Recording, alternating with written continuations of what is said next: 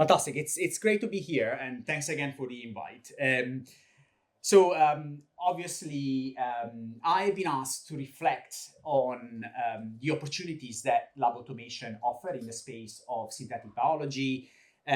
So what I thought I would do today is really to give you a whistle-stop tour of what we've been able to achieve in Edinburgh, thanks mostly to the Genome Foundry. So I was as we were mentioning a second ago, I'm the director of the Center for Engineering Biology, which is essentially our center of excellence for synthetic biology, although we don't talk about synthetic biology in the UK anymore because the government slapped us fairly badly a few years ago because we were doing too much basic science. So now we talk about engineering biology, which is essentially applied synthetic biology, just so you know. I was also privileged to head up the Edinburgh Genome Foundry for a number of years, and I stepped down only recently.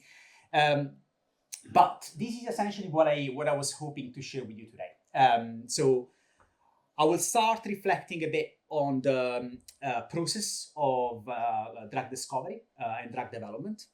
And then I will highlight some of the gaps that we currently we have been experiencing over the past decades in that process, where the flaws are, where the pitfalls are, and how laboratory automation can actually come to the rescue, how it can fill those gaps and sort of accelerate the pace at which that discovery can take place. Then I will tell you how we went about conceiving, designing the Genome Foundry, which is something that I actually found myself not doing that often, but Chiara sort of forced me to do that. And I was actually quite pleased because this is, and hence I would put my hands up in the first place. Setting up a Genome Foundry is an absolutely gigantic effort for a number of reasons, as I'm sure those of you that exactly have been through will confirm. And there's very little that goes sort of afterwards into thinking about what we would have done differently if we could have. So I've tried to do just that today, just so you know. And then I will share a couple of success stories, and these are literally, if you want to sleep for the rest of the talk, you can, but I definitely advise you to wake up for those success stories, because those are projects that could only be made possible because of the Foundry. There was no other way to make them work, okay? And then I will just share additional reflections in the interest of everybody. So hopefully that's the flight plan set for the next, I think, 40 minutes. Excellent. So how have we done the development of new therapies, certainly for small molecules, is something that I don't think I need to convince you of. Essentially, small molecule development, in pharma, is a very well consolidated process. What we do is we come up with a target or with a disease that we want to address. We have candidates, and we will go through the sort of the funnel. Then we start experimenting up. So we do preclinical experimentation up to the point where it actually makes sense to file for clinical trials or IND, depending on the geography and the jurisdiction. And then obviously all the rest of the path that we know takes the best part of 15 years nowadays and billions of development. And this is, just to give you a sense, this is exactly how that funnel looks like. So we start with thousands of compounds, sometimes entire libraries as big as 10,000 compounds. And by the end of this process, we hopefully have something that does work. At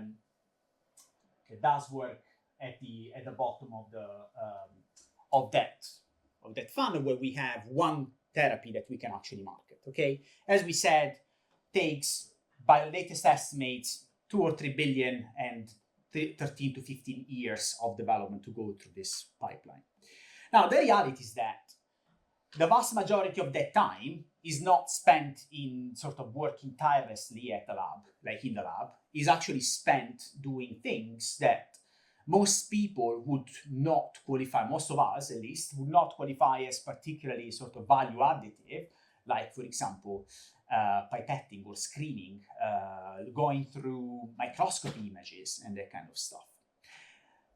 And this is where lab automation is a perfect drop-in replacement, because very many of those activities can actually be fairly easily sort of encapsulated into routines, into workflows that can be automated using fairly standard technology. So this is something that at the beginning of the 2010s in Edinburgh, we particularly keen to explore. We were leveraging a number of, we were lucky because we had the right communities. So we had people in computer science, people in biology, people in medicine that came together and really thought hard about how to make that process of automatic experimentation more seamless. And essentially what they designed was the platform that you see here. So on this platform, this is the actual platform as you would see it in Edinburgh if you came to visit tomorrow. On this platform, essentially, we can go from, we were talking about Moklo, Emma, in fact, is one of our productions, not personal, but of the Edinburgh community. We can go from essentially gene art parts all the way to vectors within a week, okay? And we can do this at a scale that is just unthinkable for a human expert. So just to give you a sense, I'm gonna have these numbers later, but we can work, we have the workforce of 100 PhD students or 100 postdocs, depending on what your unit is, in a space that is probably like a tenth of this room, okay? Now, we were also lucky because when we went through this process, the lab automation market itself, so the actual global convergence of interest to automate biological processes was actually ramping up. And this is a picture of how essentially that market, the market essentially for robots that go around our platforms to shuttle plates and vials, has been growing over the past decade or so, and how it is projected to grow. And just to give you a sense, a compounded annual growth rate of 5.5 is competitive with some of the most sort of exciting investment opportunities for hedge fund managers. So this means that when people look at lab automation, actually they look at an expanding market. So something that makes sense to invest in now if you are Thermo or another system integrator, because the demand is projected to go up in time. So obviously we were not the only ones in Edinburgh to think about biofoundries. We were in a good position because the UK government was mostly lobbied by, I suspect I shouldn't say this, but it was influenced by some key stakeholders to actually invest a significant amount of money in lab automation. And the UK is the country that now, when normalized by the number of inhabitants, essentially by the number of people that live there, has the largest amount of foundries in the world. As you can imagine, we have 5 on a population that is essentially 60, 70 million. So it's a fairly high concentration, as you can probably see in the plot in this plot on the slide. There's in total 35 biofoundries in the world registered in the Global Biofoundry Alliance. The Global Biofoundry Alliance is this organization, like international organization, that essentially gathers together all biofoundries globally, and does offer a number of sort of services. One of them is, for example, screening of constructs. So one of the key issues that we had in the foundry when we started was that the foundry is open to anybody. So it is, in fact, it is so open that we need to be careful with subsidy control. So obviously, it was originally invested by the government, so we can't compete with commercial organizations, because otherwise we would essentially be undercutting their own position.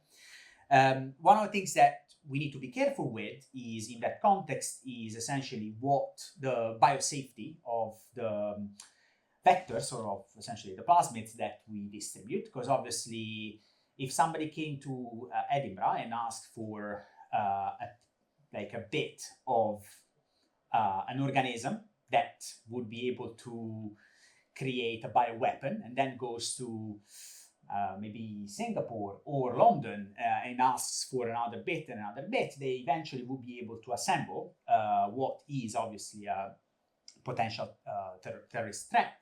So what we need to do is to actually have this coordinated effort, which is called IGSC, that allows all of us to have constant oversight of what we are doing, and whether what we are doing is potentially can have dual use, so can be used as a weapon. So the Global Biofoundry Alliance provides us that level of protection, which is super important, because as you can imagine, once you have that level of investment, you also have an equivalent level of scrutiny from multiple parties. So this is eventually what we ended up building. So this is our platform. This is exactly where the magic happens. And you can see, in fact, let's make this a bit more interactive. Who can tell me what is peculiar of this setup? There's something quite obvious in this setup. There is actually something that we have in Edinburgh, and it's not very common in other biofoundries, but what strikes you of this platform? Can anybody tell me whether they can see something that is sort of remarkable of this setup? Anything? Yeah, I think you're on the right track. It's open. Well, it's open, yes, but you can see. So you can see exactly what is happening all the time. All the robots are absolutely everything is transparent. However, there is no human presence on the actual platform. There is absolutely no human in this space on the actual that interacts with the fluid handling systems, with the robotic arms, and so on and so forth. And this was actually a huge strategic decision we made, that when it was made was literally a sliding doors moment. When you decide to take the human out of the loop, you are automatically deciding that there's no going back. Okay, you're automatically deciding that there's a space for robots and there's a space for humans. And you know what the interface is? Is exactly this window here. So this is where you literally put your plates, and that's where humans stop being. Okay. So talking about strategic decisions that we made. So the foundry was originally a £5.5 million investment of UK government. Since then, the sort of cumulative investment went up to now around 10 million.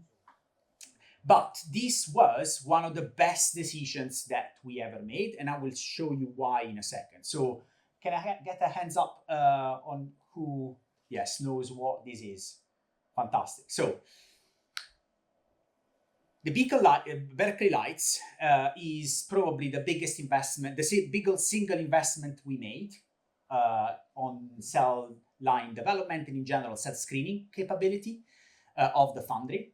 This is essentially a piece of wonder. I should have said, I'm an engineer by background, and every time I see this, my jaw drops to the floor. Okay, so this piece of kit allows us to screen cells in picoliter essentially vials, and observe how, for example, how much antibody they produce, and even better, we are able to load them and extract them in a controlled way. So just to show you, this is exactly how the loading works. So we literally have, these are laser tweezers practically, so like force fields that literally load those cells, like one in each of these sort of micro wells. They're actually not, pico wells technically. And then we let them, so that is a microfluidic device. Okay, just you keep flowing your media, your nutrients in this device. And those cells can be clones of your, like, that make your like a library, obviously, each one, of your antibody of interest. In a single device like this, we have 20,000 of those wells. 20,000, which means that we can screen 20,000 clones at once. We can also measure productivity. We can measure like a number of metrics. And then once we are happy with what we are seeing, we can use exactly the same mechanism, so essentially laser tweezers, to extract those cells from the wells that we consider wells sort of interest, so the clones that we're interested in, and we can get them into a vial outside the chip, okay? So this is how we can also carry out sort of immunohistochemistry kind of assays where we can actually measure the secreted proteins. And obviously, based on those metrics, we can essentially perform the extraction in a way that essentially, for a number of key sort of tasks, say for example, discovering new antibodies. In fact, I have an example on this. We go from like the standard routines would take weeks or months. We cut weeks or months into hours. And this actually took place during the pandemic. So Edinburgh was one of the centers that was involved in the identification of the antibodies associated to a COVID-19 infection, and also was one of the centers that studied for sort of the first time long COVID. And we were able to do this because we had that capability. So the amount of momentum that was generated around the community, the virology community, and in general, infectious diseases community was incredible. And we could only afford it because we had that capability. I don't think I need to tell you how controversial it was to invest £2.5 million on a single piece of kit when the whole facility was funded with double that amount of money, okay? But it was, again, a unique selling point. It was something that defined our contribution in that very short space of time when obviously the pandemic hit. So I've shown you the platform from the outside. This is how the platform actually looks like from top down. And this is exactly the journey of samples through essentially that big table that you have there. So what you would have reagents that are literally like that land onto that station one. And then you have robotic arms that literally shuttle those reagents or plates through incubation, transformation, mini preparation, and then eventually colony picking. You will have seen the Q-picks that was going on in the video. And then the only thing that we don't have automated in the foundry yet is the validation, is the actual testing, okay? So when you think about design, build, test, learn, the only thing that we can't, that is sitting outside that loop, not on the platform, is the actual testing. Now, the exciting thing is that once you have those protocols, once you have that capability, so you know that you can carry out incubation, you can do qPCR, you can do colony picking, you can do fluid handling on the platform. The real question you have to answer is what's the next protocol that you automate? And this is something that we thought sort of very hard about when we actually started. And the first protocol that was automated was actually the protocol that then led to the development of Emma, the sort of Moklo similar approach for mammalian systems. This is in particular the way we automated DNA assembly. Okay, so for standard, essentially Golden Gate procedures. Now, this picture helps us focusing on one of the key selling points of automating protocols like DNA assembly, which is exactly this. So you can see that a human operator, so the track for a human operator on the y-axis here, you have essentially what would either be an agent, human or non-human. So you would have human operator and then an acoustic dispenser, colony picker, fragment analyzer, and so on and so forth. And you can see that obviously robots are not subject to union, sort of. Yet. Might change with AI regulation. But for now, when a human needs to take time off, those robots can actually go on, obviously. And this helps us drawing that picture. So on the left-hand side here, you have the throughput of DNA assembly, human versus robots. And you can see that a skilled PhD student or postdoc, at least in my group, will be able to handle maybe one multi-well per week in assembly. So say in Golden Gate, like performing Golden Gate assemblies. So let's say 100 constructs, okay?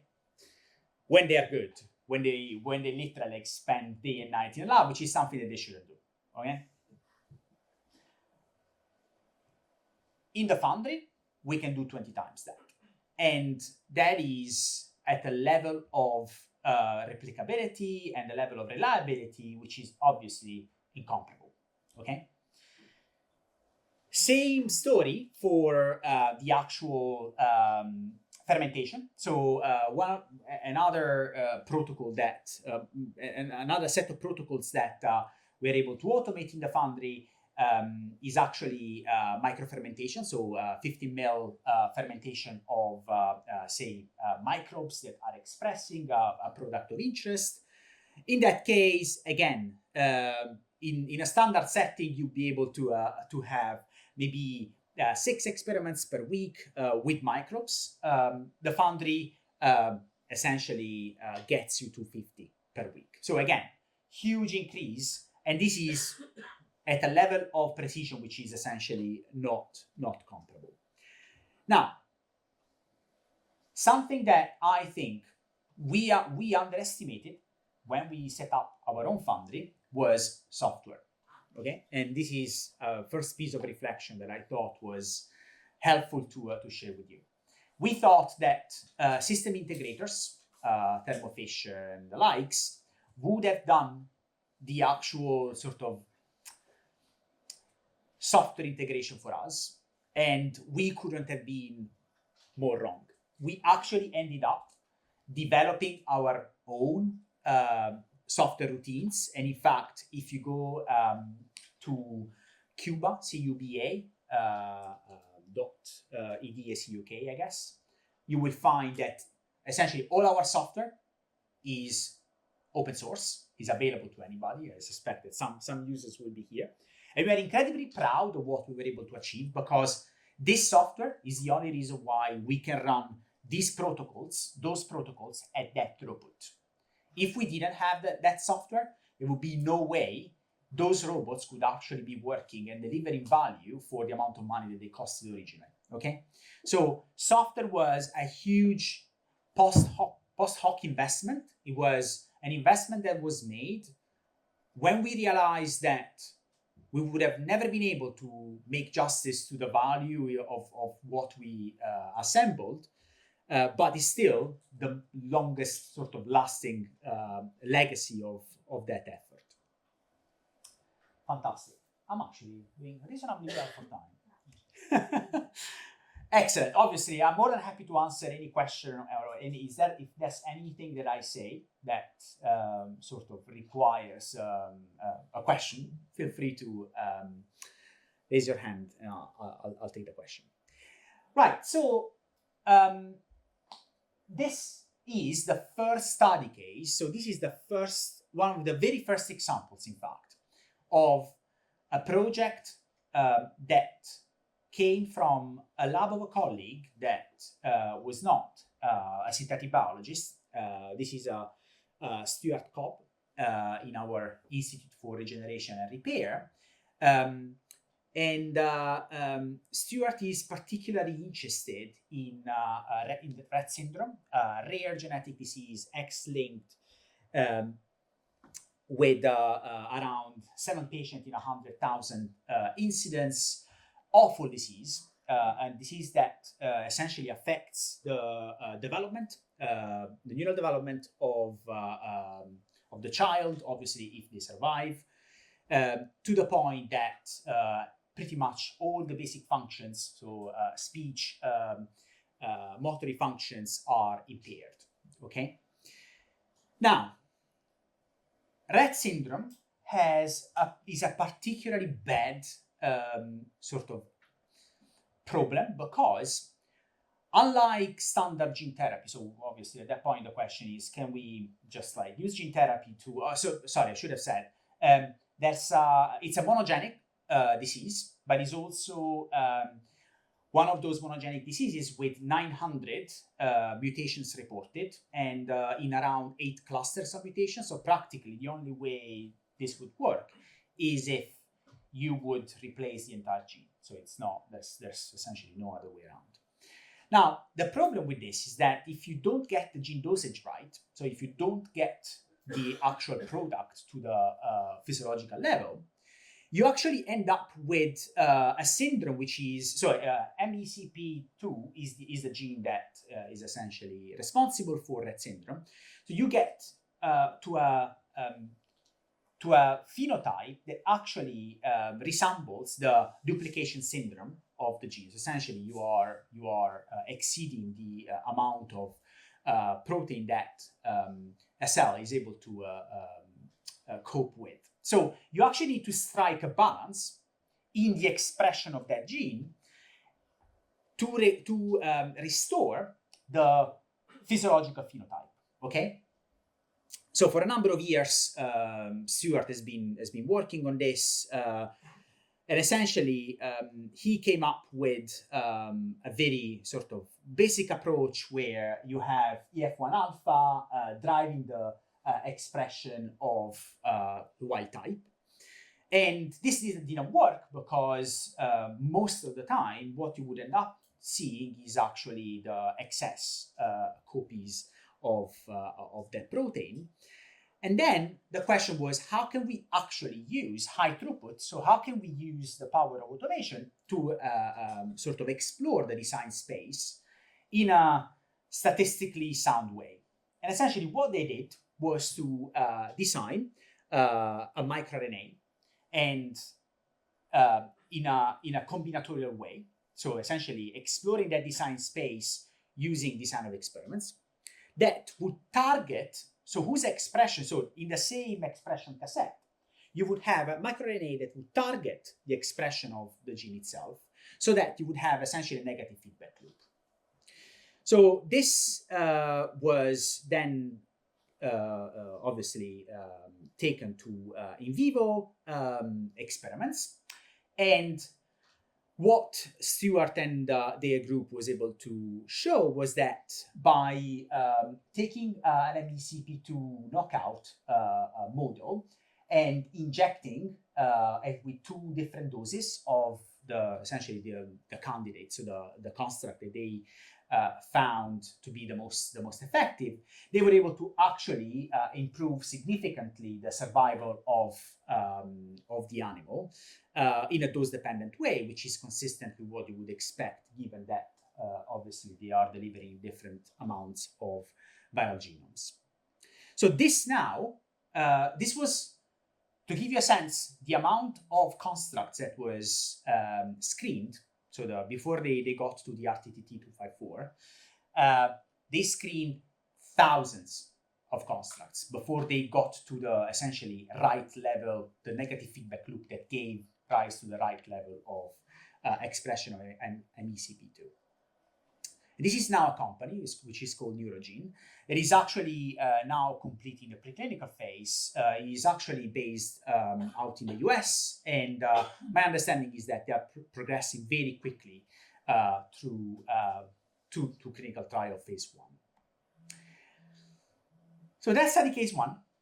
Study case 2 is instead on glioblastoma. This is Steve Pollard, another colleague in the same institute, in fact. This is a slightly different project, well, a slightly different approach, but same sort of ethos. So glioblastoma, obviously, horrible disease, low incidence, but practically like 15 months survival from the time of diagnosis. So an incredibly high sort of priority for families of patients and patients themselves. The question is, how do we, there's no existing treatment. The question is, or no first-line treatment. How do we go about targeting the cells, tumor cells, and targeting those cells only, given that obviously we are dealing with the brain? So Steve Pollard has been sort of grappling with the idea of using synthetic super enhancers, so essentially engineering in a very sort of an approach that does resemble what Velia has been doing with her promoters. In this case, slightly longer regions, so synthetic super enhancers will be, or super enhancers would be several kbs long. And the question is, how do we go about, first, finding out a gene expression signature of a glioblastoma cells, so essentially understanding which transcription factors are over or underexpressed, in this case, overexpressed. But also, how do we go about assembling a synthetic super enhancer that will only trigger transcription in those cells that need to be lysed, they need to be essentially killed.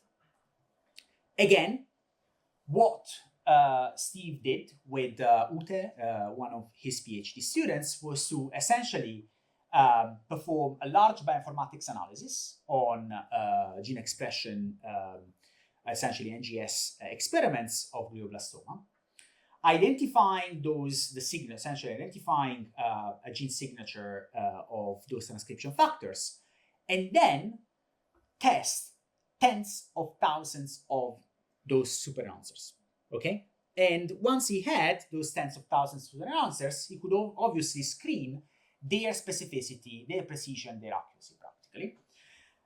So what he came up with was essentially this. So this is the actual construct that went into the AAV, where essentially he has his candidate synthetic super enhancer that drives the expression of a cytotoxic load plus a piece of the payload that actually recruits the immune system, essentially further enhance the activity of the therapy. And you can see, so the in vivo experiments in mice, you would see that in the control, obviously, the mice need to be culled after 2 weeks because they are just too sick.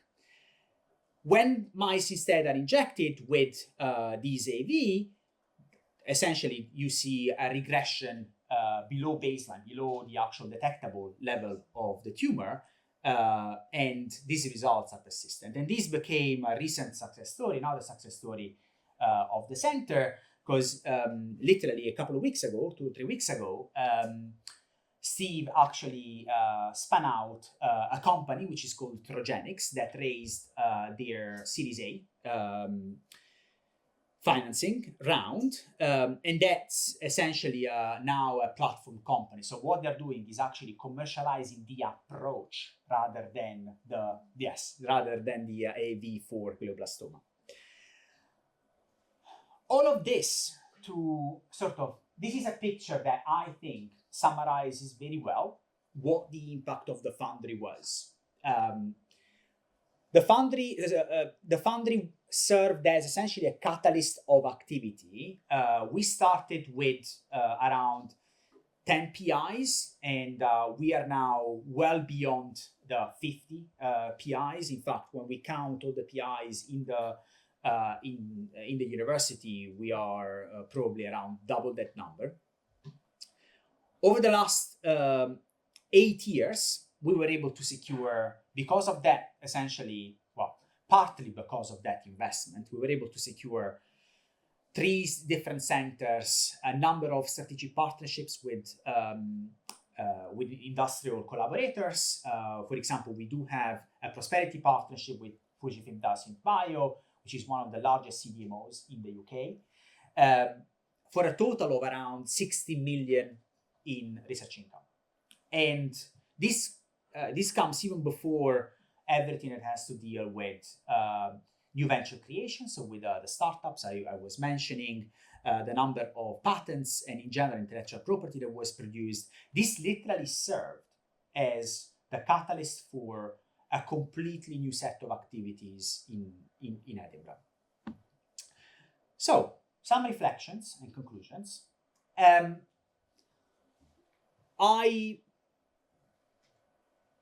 In the center, I think in the Center for Engineering Biology in Edinburgh, I don't think anybody would dispute that investment in the foundry was transformative. It literally allowed us to do something that would have not been possible otherwise, but also generated a different mindset, changed the way we thought about our research. And I have to put myself in that mix as well. This did require time. It was the change between, I'm just going to have my PhD student working on this construct for the next 6 months or whatever it is, to what can I do if I can get 5 multi-well plates for like 5K? What would I test? And this was a massive phase change in the way we thought about what was possible. And again, Stuart's work on Rett syndrome, Steve's work on the glioblastoma treatment would have not been possible with that scale. Okay, so it did change our mind. It did change our frame of reference. It did take time. If there is one thing, though, that I would really love to leave you with is this: making a genome foundry work was incredibly difficult from a financial perspective, because essentially the way the government investment, which again, as I said, was hugely impactful, it allowed us to do things that we wouldn't have been able otherwise to do. But the way that financing worked was, these are 5.5 million. I don't want to think about you anymore. Just come back to me with great papers, with great startups, and the rest of the stuff. So making the unit economics work was incredibly difficult. And also making unit economics work in a way that it was not just yet another commercial service, but was, again, changing the way we did our research was super important and super difficult. As I was saying, changing the mindset was essentially massively intertwined with the financial viability of the effort. Today, we look back at those days, back in 2015, and we cherish every single moment. Like, the foundry is our pride. It is, we are incredibly proud of the fact that the foundry is the most automated biofoundry in the world that goes from Escherichia coli all the way up to CHO and mammalian cells in general.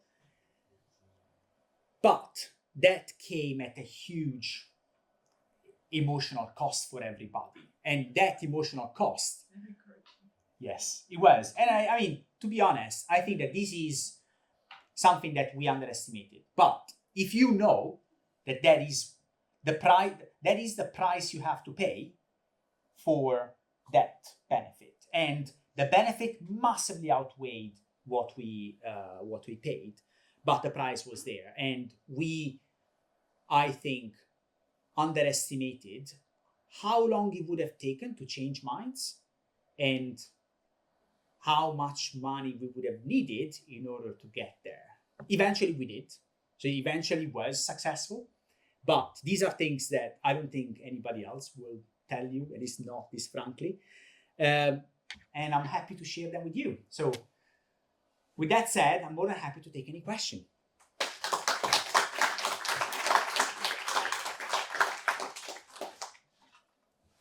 See some.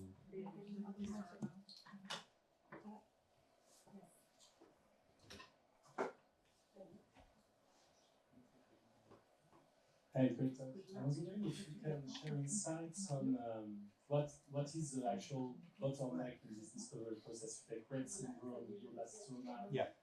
If you can make 10,000 concepts, great. But Yeah. if you can test them only in like 50 mice, Yeah. there it doesn't solve the bottleneck. Yeah. So what happens is that in the vast majority of these cases, you will have an intermediate model. So you will have an in vitro model. You can test your constructs on.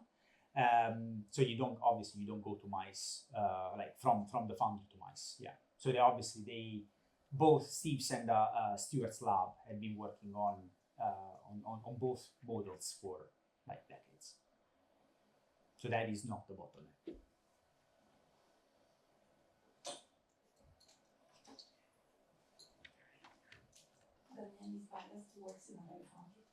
Okay. Thank you. So thinking the talk, of course, the part that I'm most interested in is the lessons learned. Mm-hmm.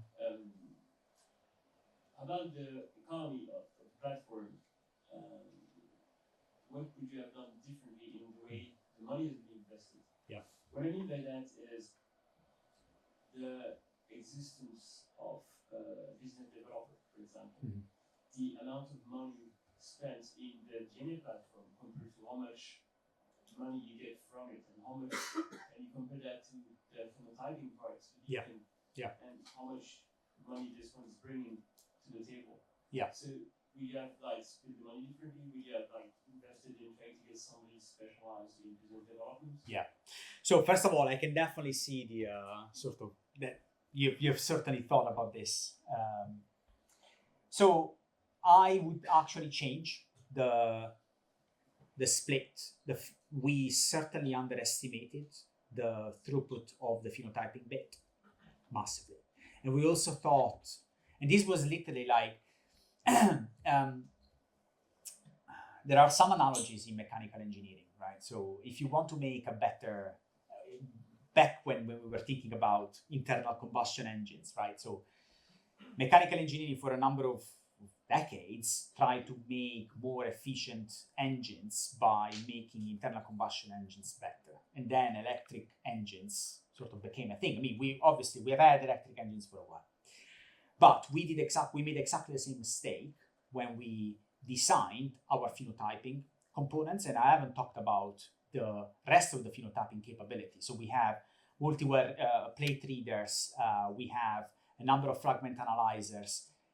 The reality is that we were thinking about phenotyping like people that did car development thought about internal combustion engines. And we were wrong, because the way we would have thought, the way we should have done this should have been, what makes sense, how does it make sense to design a phenotyping platform, given that we're going to have a capability of development which doesn't look like anything that we are familiar with.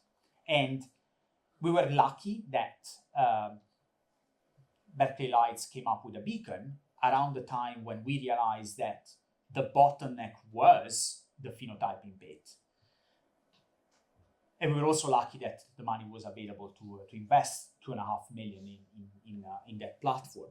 But we certainly, in hindsight, didn't think enough about how to match the throughput of generating all these constructs with screening them, which doesn't just mean sequencing them.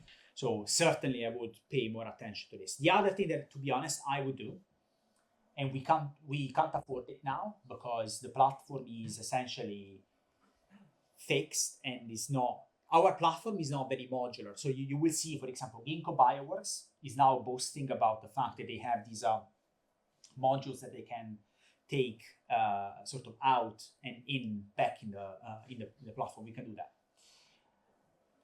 One of our issues is that literally the beacon sits outside the platform, so literally to shuttle cells from, there's no automatic way to essentially perform phenotyping in any sort of, in any automatic way. And that would require just a complete rethinking of the design. But obviously, so Genome Foundry was designed in 2013. It's like over 10 years ago. So yes, that's something else that I would certainly change if I could.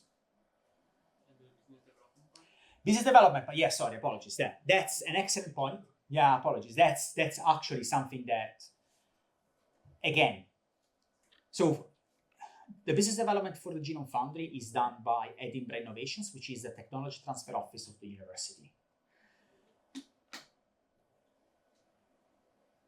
I would certainly have somebody that is able to understand the proposition. So the problem with the Genome Foundry is that it doesn't have a playbook, right?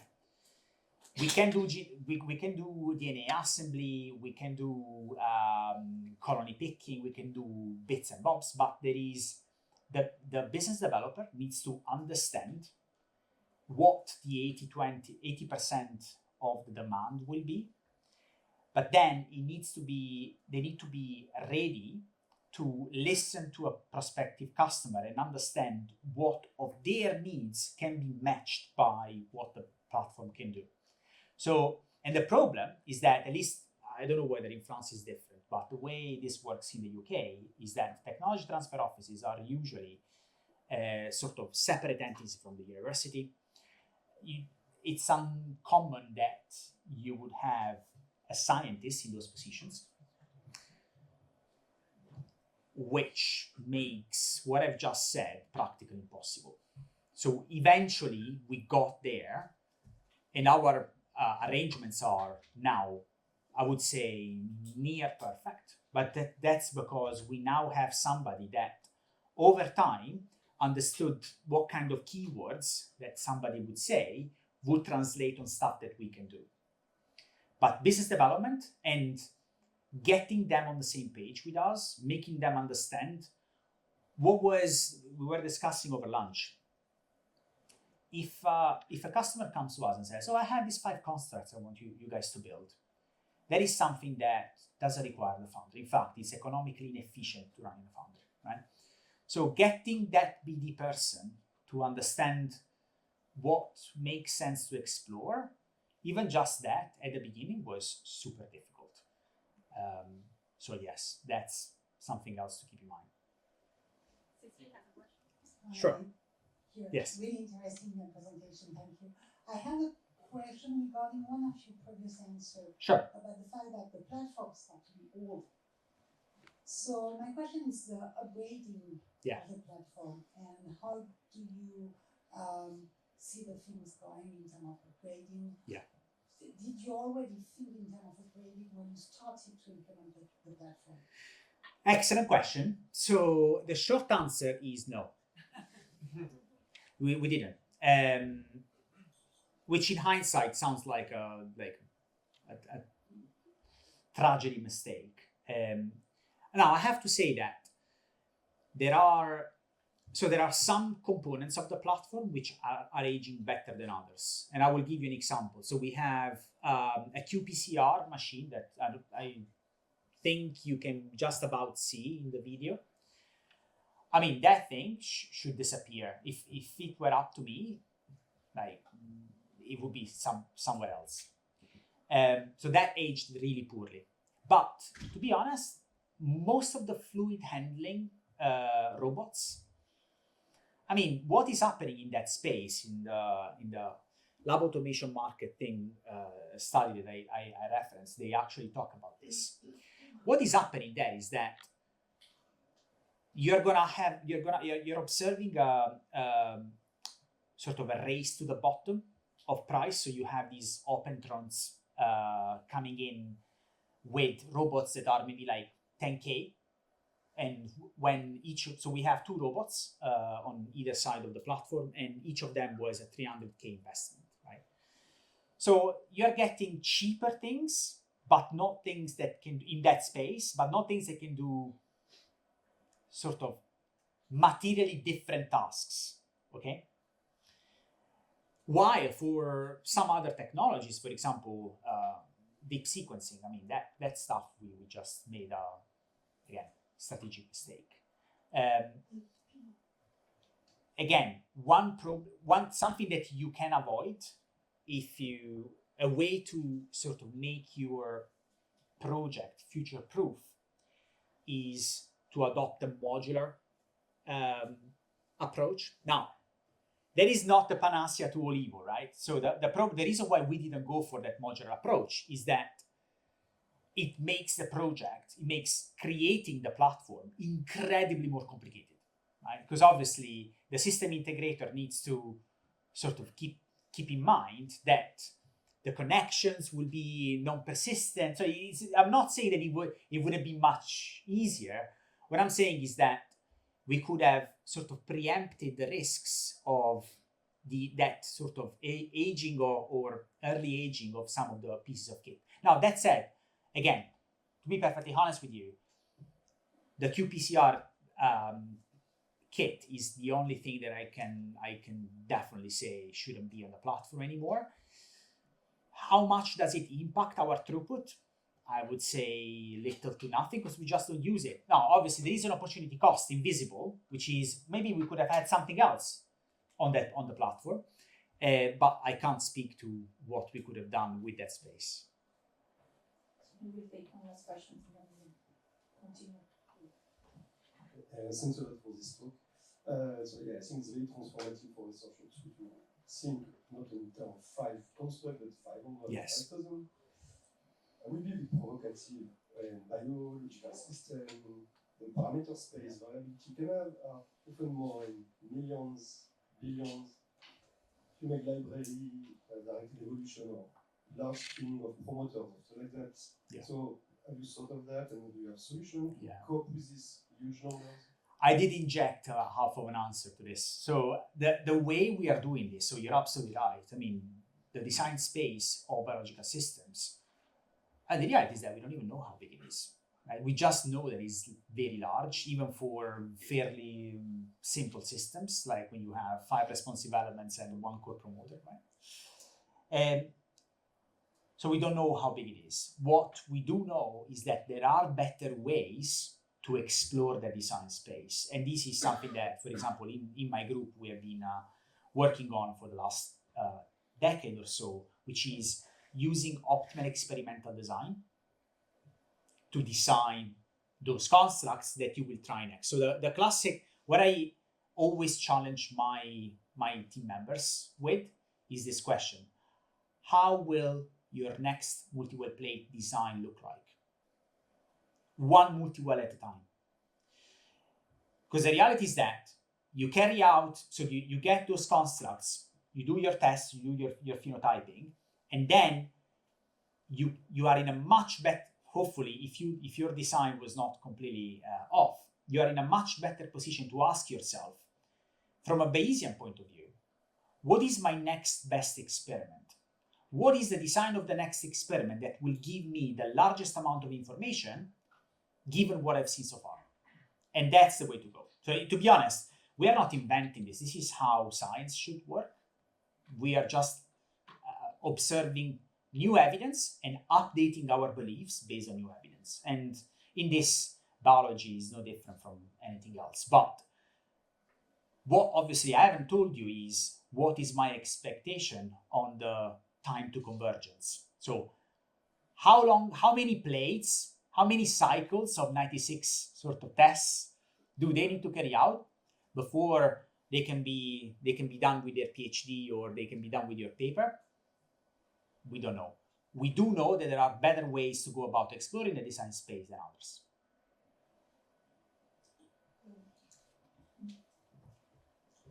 This discussion is so interesting that I don't want to stop, but if you really feel like we should have coffee, maybe we can, let's say, that we please don't ask another question. But then we go to coffee. I think in my mind there are like two paradigms, two ways of doing things. You can like do all the constructs in parallel in single wells and test them. You could also think about just doing all your constructs in a pool and then having a pool library, or eventually then do using 10x genomics, droplets, single cell screening, etc. And then you don't need at all these properties things. Yeah. Do you have any thoughts of how do you compare these approaches? Yeah, absolutely. So pooling is obviously, I mean, pooling is not a new thing. We have had it for many years now. So there are some cases in which it does make sense to essentially just use literally each well with your constructs and then use acoustic droplet ejection to do your transformation and all the rest of the stuff. If you can do barcoding, so if you have an application where you can easily, barcoding is not a problem, for example, definitely pooling is a much easier approach. And when barcoding is not an option for whatever reason, practically this, like essentially platforms like this are the next best thing. But if you want to keep complexity to a minimum, pooling is the way to go. And sometimes it's absolutely fine to do it as an initial step. Right? So in fact we do have examples where, as a quick and dirty, it's not quick nor dirty approach, you just go for pooling. You just have all your essentially, well, in fact, sometimes you just use literally like random sequences. In fact, I think if I remember correctly, in Stewart's work on the Rett syndrome therapy, they originally started with essentially random mutations, so sequences with random mutations. And in that case, you do like an initial sort of, you do the seeding of the solutions, and then you move on to the actual constructs that you want to explore. So yes, that's absolutely fine. Okay, so let's thank again Filippo. I just want to add a couple of things. First of all, if you're interested in these sort of things, Filippo is also talking tomorrow morning at our annual symposium on Confederation de Défense. So if you're not registered yet, too bad, but you can still come to me and I can put your name down because I am. I will say different things, huh? So we're just different things. It's not more. I mean, it's more of the same. I can repeat the same things and then also the new things. So if you're interested, that there's this. Also, we have a coffee break now, but after that, don't leave because Stefan and I is going to talk about the biofoundry that we are building here, where these things you could be the next ones taking that in the modular restaurant. So stay for the next for the other talks. Thank you.